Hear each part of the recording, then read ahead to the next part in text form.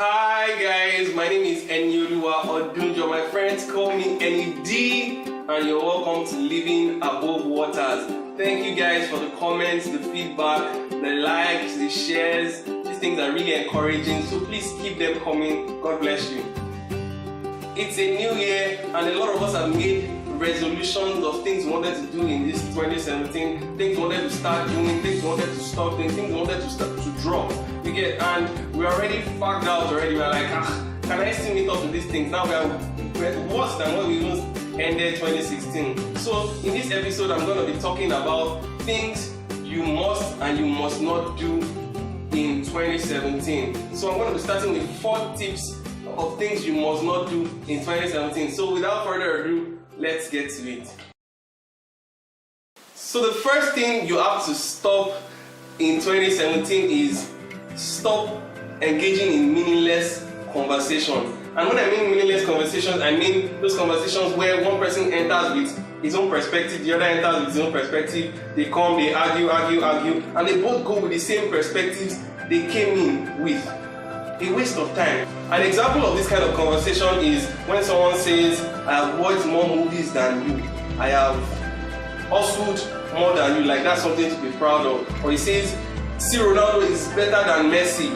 And I'm like, how do you know? How can you test? If someone comes to me and says the iPhone 6 is better than one Android phone, and I'm like, how do you mean? And the guy says, an experiment, they put the 2 phones to a test. They put it through a fire test, and they put it through a water test, or they even threw it from a high building, and the iPhone 6 still stands, you get? And I say, oh, that makes sense, you get? So the iPhone is actually better than the Android, you get? So if all these people, maybe like Messi and Ronaldo, are going to be put to the same test, like, okay, do these same things, you can never say this guy is better than that guy. Or if I think, look at the amount of movies you've watched in your lifetime, and you can't really say. So those are meaningless things we should refrain from in this 2017. Another one is on social media, and I say this with all due respect to godly men and spiritual people. Refrain from conversations on doctrine on social media unless you are led to. You get, because social media is a place where people get easily misunderstood. It is very easy to get misunderstood in that place. For example, a person said, I remember an example, someone said Jesus is not God. And this person said, what do you mean? And that other person thought, the person said, what do you mean? You get, just that thing. If I was the person that asked the question, I would have said, how do you mean? You get, but those kind of examples, that's how people easily get misunderstood.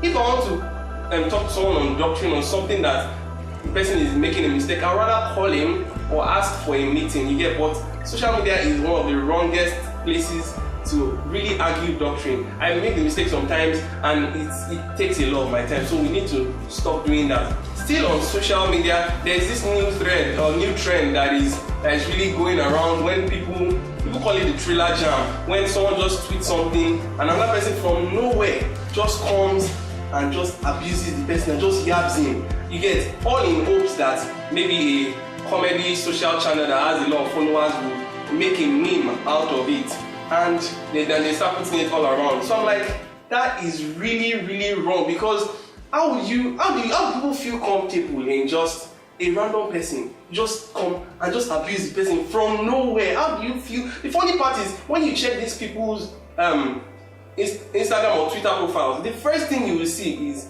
a God lover. A God lover.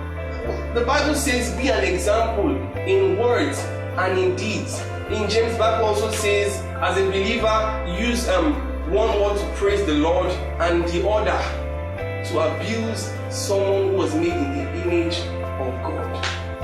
This is just wrong. And as a believer, you shouldn't be found doing such things.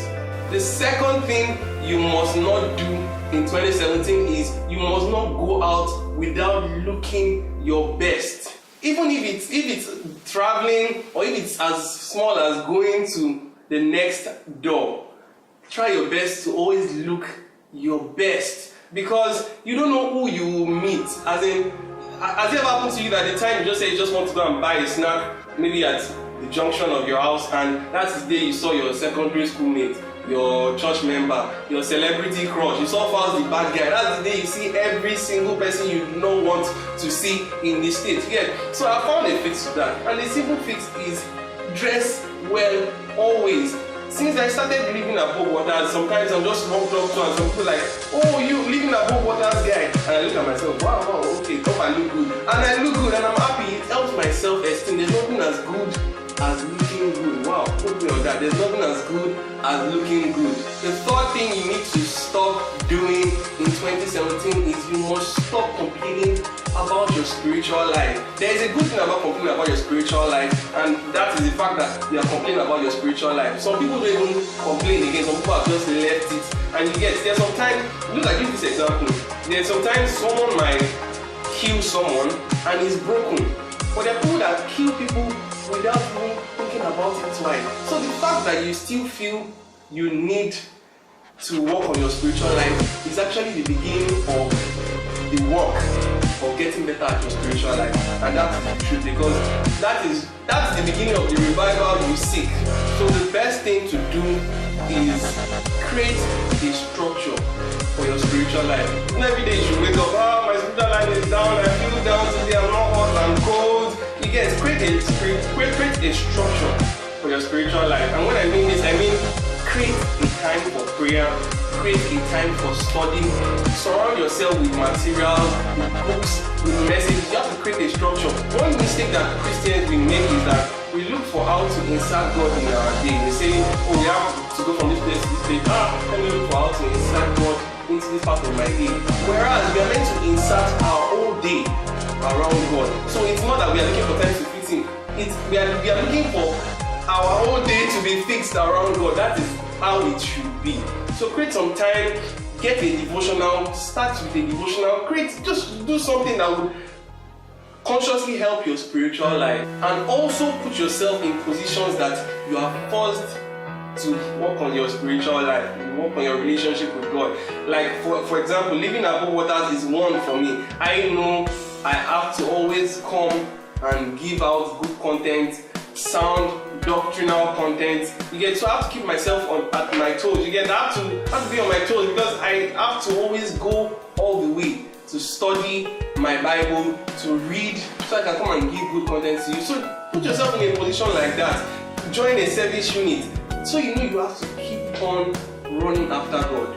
The fourth thing you must not do in 2017 is you must not be prideful. There's this quote I make a lot, and it goes like this: if you know how great each person you meet is, you treat them differently. Yeah, and there's nothing as good as being humble. There were times I was walking on the road. There was a day in particular I was walking on the road and I just missed a step. Okay, before even going into that, I saw a security guard and I just greeted him. I was like, hey bro, how you doing? How's your day going? And he said, oh, it's fine. And a few steps, and I missed my step and I couldn't literally walk.